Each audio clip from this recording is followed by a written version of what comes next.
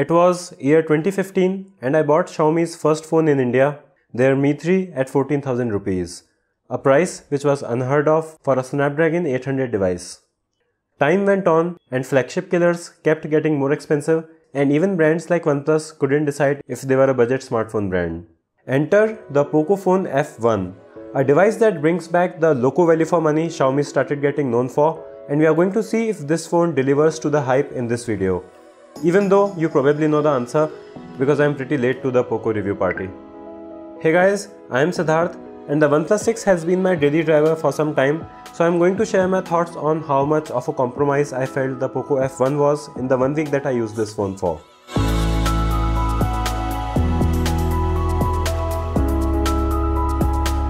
While every other company is running towards glass to make their phones look more premium in product images, the Pocophone proudly embraces plastic, and for many practical reasons, I find this choice to be really great. And a Kevlar back is also available with a more expensive variant. This is a phone that you can use without a cover. The phone isn't very thin due to it having a massive 4000 mAh battery, but power users have been demanding a design like this for a long time, so I consider this to be a positive. But I have to say that the overall feel in hand of this phone isn't very premium, and it does feel like a budget phone. It is a functional design, but the feeling of completeness and polish in the design isn't here. And Xiaomi's own phones, even the cheaper ones like the Mi A2, are a notch above in design and feel. The fingerprint reader is easy to feel and it's very fast.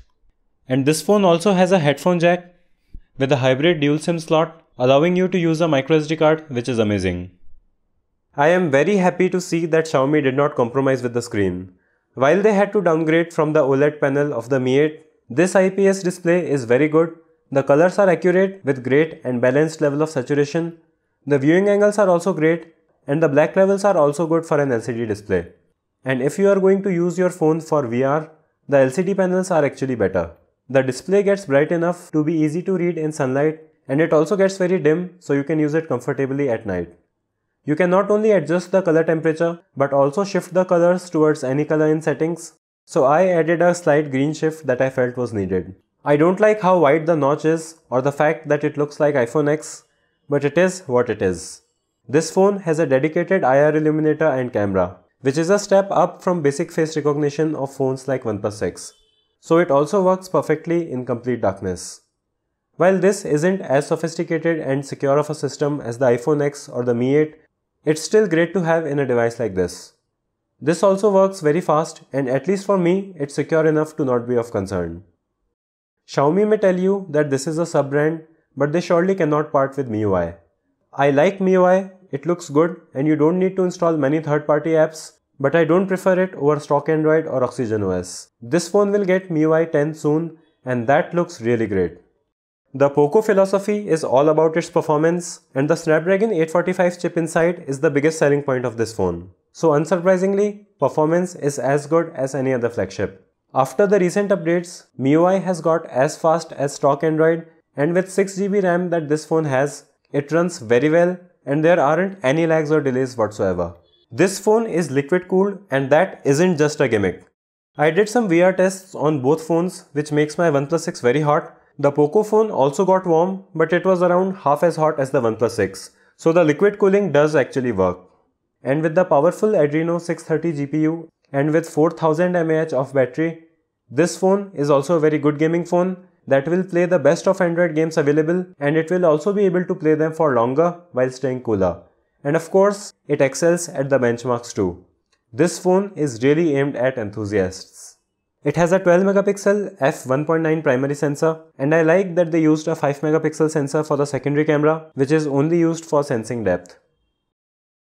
Pocophone has the same primary sensor as the Mi 8, which means it is very good.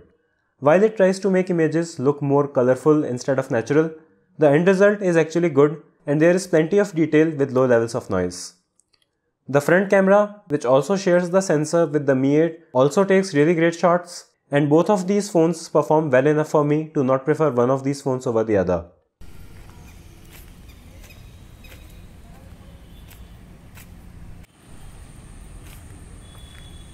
The video camera also performs well, and you can actually switch EIS off in 1080p, which isn't possible with OnePlus 6, which I find to be really stupid. Even though the OnePlus 6 does 60 FPS at 4K compared to the 4K at 30 FPS of the Poco phone.